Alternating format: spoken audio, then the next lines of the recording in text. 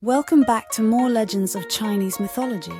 After having eaten the longevity peaches and golden Xian Dan meant for the Jade Emperor and high-ranking heavens officials, Wukong realized that he was in great trouble and left the heavens, returning to Huaguoshan. The little monkeys were all ecstatic to see their king return. But back in the mortal realm, time acted differently. What felt like months in the heavens was 100 years on earth. The little monkeys were overjoyed by the return of their king and prepared a grand feast in his honor. They laid out the finest fruits and drinks their world had to offer.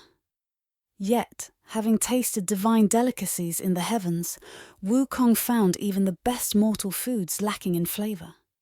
Wanting his brethren to taste such divine flavors as well, he ascended to the celestial realm once again upon his golden nimbus cloud, determined to bring back some of that celestial food. Meanwhile, back in the heavens, the 7 fairies were just recovering from their 7-day magical freeze, courtesy of Wukong's mischievous magic. Upon regaining their freedom of movement, they quickly went to the heavenly Queen Mother, Wangmu Nyang Nyang, and told her how Wukong had devoured all the best sacred peaches and froze them in his enchantments, which led to their tardy return with but a handful of small peaches. Soon, the celestial court was filled with grievances. Immortals reported overturned banquet tables, depleted stocks of jade wine, and a dire scarcity of golden Xian Dan. The barefoot immortal recalled his strange encounter with Wukong and how he had been tricked into waiting at the Jade Emperor's palace where no one showed up. Upon learning of these disturbances, the Jade Emperor's face darkened with a fury that matched the colors of the sacred peaches themselves. Realizing the extent of Wukong's daring, the Jade Emperor's wrath echoed through the heavens. With a command that thundered like the storms of the upper realms, he dispatched an army of celestial soldiers and the most formidable warriors of the heavens to capture the reckless Monkey King. And so began a celestial manhunt that would echo through centuries of myth and legends. As a mysterious purple fog covered the earth, casting the land into darkness, the army of the heavens descended upon the mortal realm. Their target was none other than the Flower and Fruit Mountain, where they swiftly established an impenetrable siege. The celestial soldiers, acting with divine authority, confronted the playful monkeys of the mountain, declaring themselves envoys of the heavens sent to apprehend the great sage, Sun Wukong. They issued a dire ultimatum: surrender the sage or face the death of every monkey in the mountain. The panic-stricken little monkeys hurried to relay the message to Wukong.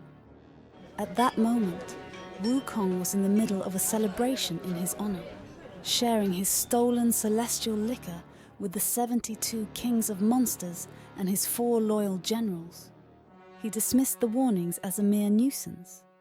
Ignoring the presence of the 9 fierce gods standing menacingly outside his cave, Wukong continued to indulge in the jade liquor.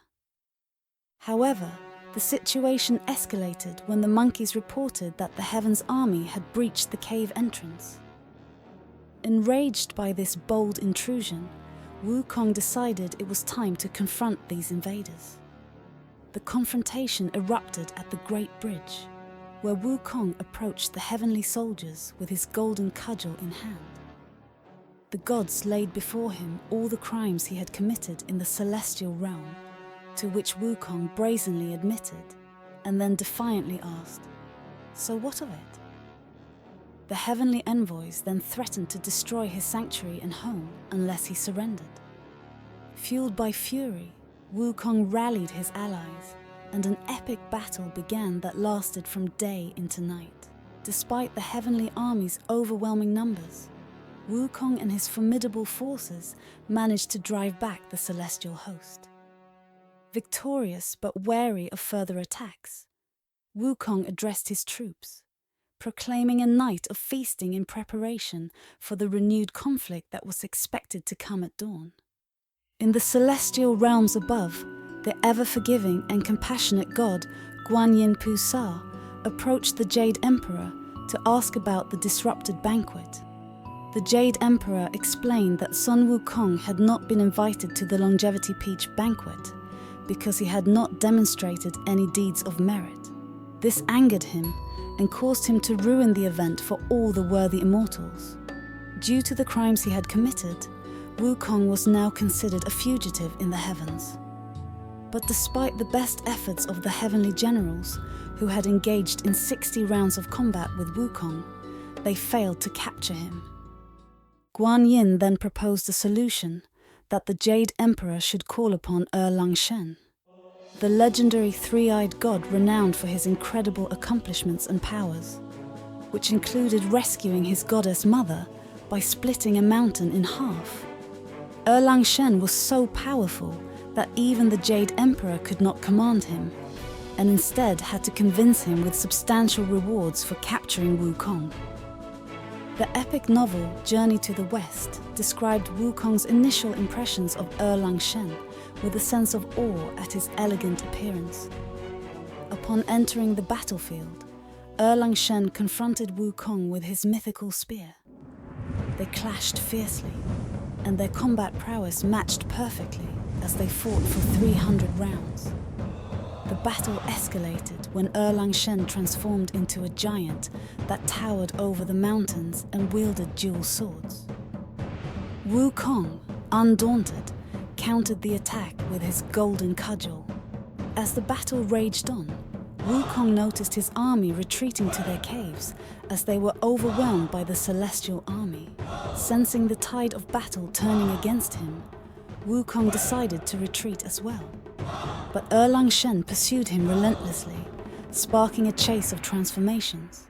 Wukong morphed into a sparrow, Erlang Shen into a hawk.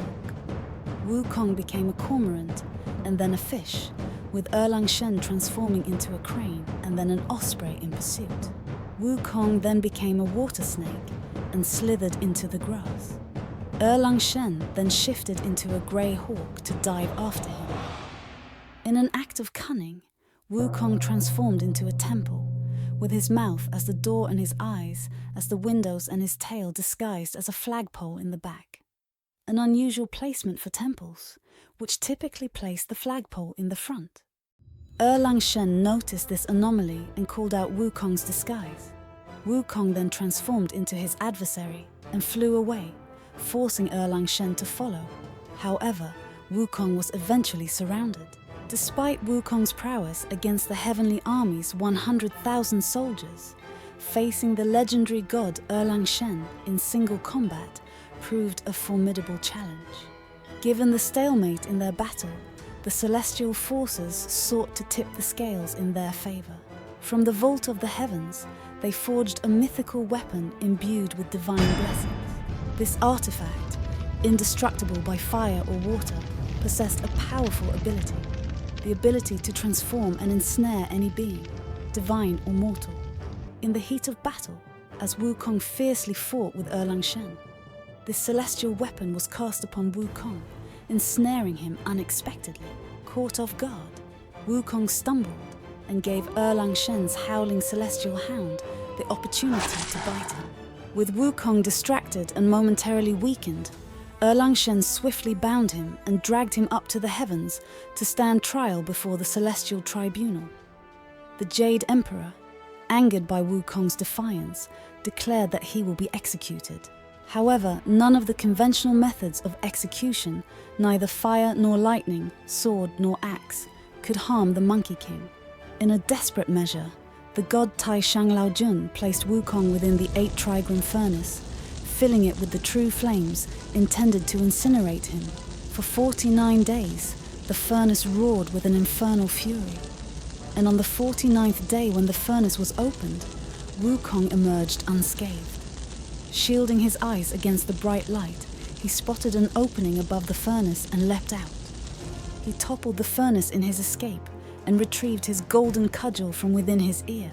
Furious, Wukong rampaged through the heavenly palace, making his way to the Hall of Miraculous Mist, where the Jade Emperor lived. Surrounded by the gods of the heavenly court who were unable to stop him, the situation grew dire. The Jade Emperor, Seeing no other choice amidst the chaos unleashed by Wukong, he appealed to the great Buddha for help. Upon learning of the various misdeeds committed by Sun Wukong in the heavens, the Buddha made his way to the Hall of Miraculous Mist. As the Buddha arrived, he commanded all celestial beings to cease their hostilities and called for Wukong to emerge from the crowd. Wukong scaled down from his fearsome battle form and asked his new challenger to identify himself. The Buddha introduced himself as the Venerable Buddha from the Western lands of perfect bliss and questioned Wukong on his motives behind all this upheaval in the heavens. Wukong then boldly proclaimed his right to the throne of the Jade Emperor, arguing that like all rulers who must eventually give up their power to another, so too should the Jade Emperor. Wukong believed that the strong should be honored, and he refused to stop until he was given the throne. The Buddha countered Wukong's claim and explained that the Jade Emperor's authority was earned through countless cycles of life and spiritual cultivation, gaining a profound understanding of the infinite way and the inner workings of the universe. While Wukong was a simple monkey born for the first time, he then proposed a challenge. If Wukong could escape the palm of his hand, he would be granted the Jade Emperor's throne. Confident in his abilities, Wukong took his place upon the Buddha's palm and then propelled himself away on his golden nimbus cloud, leaving behind him a trail of golden light. Wukong flew until he came up to 5 red pillars, where he believed was the end of the heavens, and thus was well outside the Buddha's palm. Wukong marked his presence by writing upon one of the pillars the words, 齐天大圣到此一游. The great sage equaling heaven was here for a visit. And just to make sure he really left his mark, he urinated on the first red pillar as well. Triumphant, he returned to the Buddha proclaiming victory and demanded the throne. However, the Buddha revealed that Wukong had never left his palm. The pillars were in fact the Buddha's fingers. Upon the middle finger were the words written by Wukong, and upon the thumb was the smell of monkey urine. His own proclamations were evidence that he had lost the bet. Shocked and disbelieving, Wukong attempted to return to the site to confirm this claim, but he was quickly thwarted as the Buddha flipped his hand and cast Wukong down to earth. He was then sealed beneath the mountain of 5 elements, and was bound by the elements of gold, wood, water, fire, and earth. Wukong was trapped for good, and was left to live on pills of iron and molten bronze. When all seemed final, a prophecy was made. When the time came, the destined one would come to release Wukong from his prison. And so ends the story of Wukong's time before his epic journey to the west. We have seen from his story thus far the transformation from a simple stone monkey to the great sage equaling heaven, as well as the celestial hierarchies and intrigues of the immortals. Wukong's rebellious and mischievous actions in the heavens were driven by a sense of injustice over his undervalued potential, and the lies that enslaved him to service those who do not value him. This is also part of Wukong's enduring appeal. His unyielding spirit and the courage to stand up for himself when wronged are qualities that resonate with readers of all ages around the world. Such strength and courage is perhaps one that we wished in ourselves. This is not the end of Wukong's story, it is just the beginning. Hit that like and subscribe button and join us for more stories from Journey to the West.